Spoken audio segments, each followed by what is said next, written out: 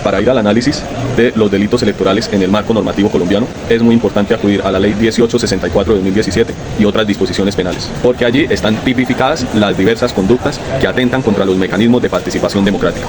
Aunque las referencias bibliográficas propuestas para esta fase 3 de nuestro curso de Sistema Electoral y Marketing Político se centran en propuestas de reformas y análisis politológicos, se pueden identificar las siguientes conductas ilícitas relacionadas con los procesos electorales. Primero, corrupción al sufragante, es decir, compra de votos. Consiste en la entrega de dádivas, dineros u otros regalos o prebendas a cambio del voto por un político. Esta es considerada una de las prácticas más perniciosas de la democracia colombiana. Y tal vez a la cabeza de todos viene el caso más mediático de los últimos años, que fue el de Aida Merlano, pero eso no quiere decir que haya sido la única candidata que haya incurrido en ello. De segundo tenemos al fraude al sufragante, es decir, el engaño al votante para que se dé su voto por un partido, candidato o corriente política diferente a la de su preferencia. En las elecciones de Consejo de Bucaramanga de 2015 hubo un caso en donde el candidato del Partido Liberal 1 sacó 12.000 votos, era muy popular, y sus competidores empezaron a difundir publicidad con la cara de él, pero con el número de ellos, y de cierta manera lograron quitarle votos, haciéndolo creer que votaban por este candidato popular y en realidad estaban votando por otro.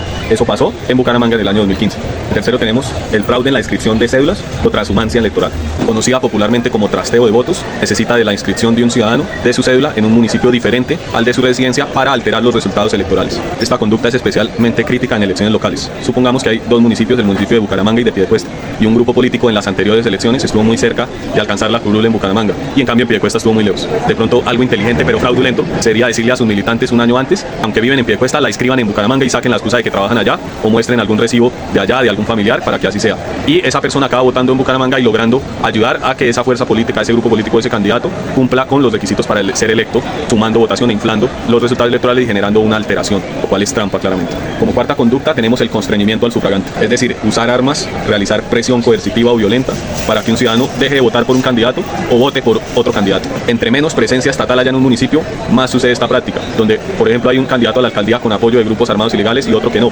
Entonces va a empezar a amenazar a la población si vota por aquel. O incluso se ha visto también que el mismo candidato a la alcaldía recibe amenazas para que renuncie a su candidatura.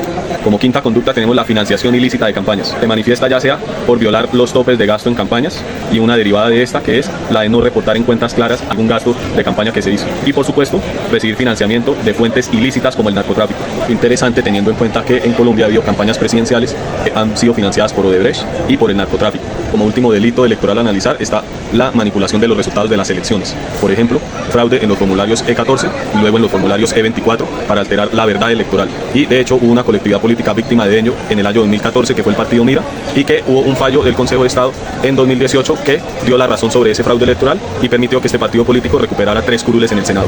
Para analizar los delitos de mayor recurrencia hay que ir a 2 informes muy importantes que se estudiaron en esta fase 3 de nuestro curso. Ese fue primero el de la Misión Electoral Especial del año 2017 y el de la Misión de Observación Electoral en el año 2021. Estos delitos constituyen los principales desafíos para adquirir la integridad electoral en nuestros procesos democráticos. El más recurrente sin duda es la compra y venta de votos. Este delito distorsiona la representación política y ataca la libertad del elector. La MOE, Misión de Observación Electoral, a través de su directora Alejandra Barrios, ha documentado esta práctica en distintos comicios. Estos candidatos ofrecen sumas de dinero muy altas por el voto de las familias, y así, si se compara lo que van a obtener ellos a través de salario o lo que gastaron haciendo estas compras de votos, es imposible que ellos se equiparen, lo que significa que en el cargo público no van a defender los intereses públicos y colectivos, sino que van a incurrir en prácticas deshonestas para tratar de recuperar los dineros perdidos en la campaña comprando votación. Otro delito de mayor recurrencia es la transhumancia electoral, donde prevalece más en municipios pequeños para alterar la votación y como estrategia electoral de los grupos políticos para sacar curules, sabiendo que en ciertos lugares no tienen tanta votación, pero si mudan esa votación con estas estrategias hacia donde sí están cerca de lograr la curul, lo hacen con un proceso de planificación en donde ponen a inscribir la cédula a sus militantes o partidarios con el tiempo y los plazos perfectos para ello. Las autoridades electorales, tratando de combatir este delito ante una depuración del censo electoral difícil, incluso llegan a cometer errores y llegan a impedir el voto de ciertas personas por supuesta transhumancia electoral. Ello se ha visto en conocidos que se dirigen a votar, que no hicieron el fraude, que no trasladaron entre municipios la inscripción de su cédula, e igual por errores logísticos se les niega la posibilidad de votar. Desde luego ello queda corregido para la siguiente elección. La violación de topes y la financiación prohibida sí es muy común. Y lo peor de estos delitos es que todos saben que los cometen, pero son difíciles de probar. Incluso hay muchas denuncias ciudadanas, por ejemplo contra el presidente Petro. Pero ello, al menos por ahora, no ha fallado en contra de él o apenas está en proceso.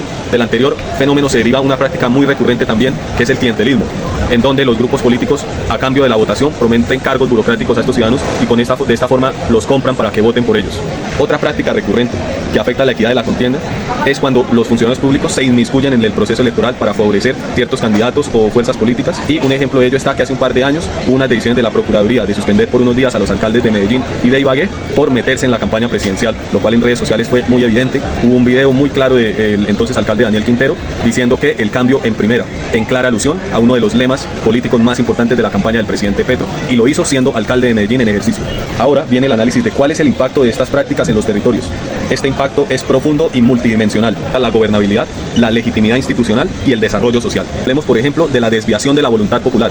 La compra de votos y la transhumancia afectan claramente los resultados electorales, los alteran, y así llegan al poder candidatos que llevaron su campaña con estas estrategias fraudulentas, dejando por fuera a los que sí iban a defender los intereses de las comunidades. Otro impacto está en la cooptación del Estado y la corrupción. Una empresa pone un dinero grande en una campaña de un candidato a la alcaldía a cambio de que en un futuro sea contratista, sin la meritocracia, sin la pluralidad de oferentes debida para que se elija la mejor propuesta que mejor le convenga al Estado, el contrato más barato con la empresa más comprometida y más responsable. No sucede así, sino que se gana el contrato la empresa que financió la campaña del alcalde cuando era candidato. Hablemos ahora de la inequidad en la competencia política que generan estos delitos, y es que a los nuevos liderazgos y a las fuerzas políticas alternativas se les queda muy complicado competir con estas grandes chequeras, lo que presenta una barrera total para ellos, y lo cual hace que no compitan en igualdad de condiciones. Un candidato al Senado que financia su campaña con los ahorros de toda su vida, 20, 30 millones de pesos, no va a poder competir fácilmente contra campañas que tienen dineros de dudosa procedencia y que son mucho más grandes para hacer más publicidad,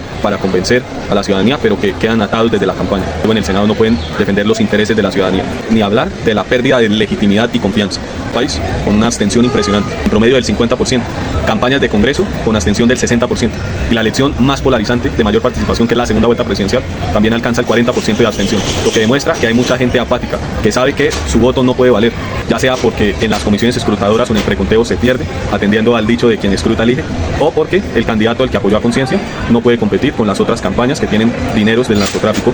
Ahora conversemos de la afectación a la gobernabilidad local. Supongamos que a un político se le comprobó financiamiento ilícito en su campaña, entonces este va a ser destituido a los 2 años. Ello va a generar una fragmentación en la administración, no va a haber continuidad de los proyectos, va a haber elecciones atípicas, va a haber muchos empalmes, y eso genera inestabilidad política y en las instituciones. Es muy claro que la calidad de vida en los territorios y de sus habitantes se ve afectada por la desviación de recursos públicos, porque estas personas no tienen en mente impulsar el desarrollo local y nacional con esos recursos públicos, sino simplemente enriquecerse y recuperar lo que invirtieron en su campaña.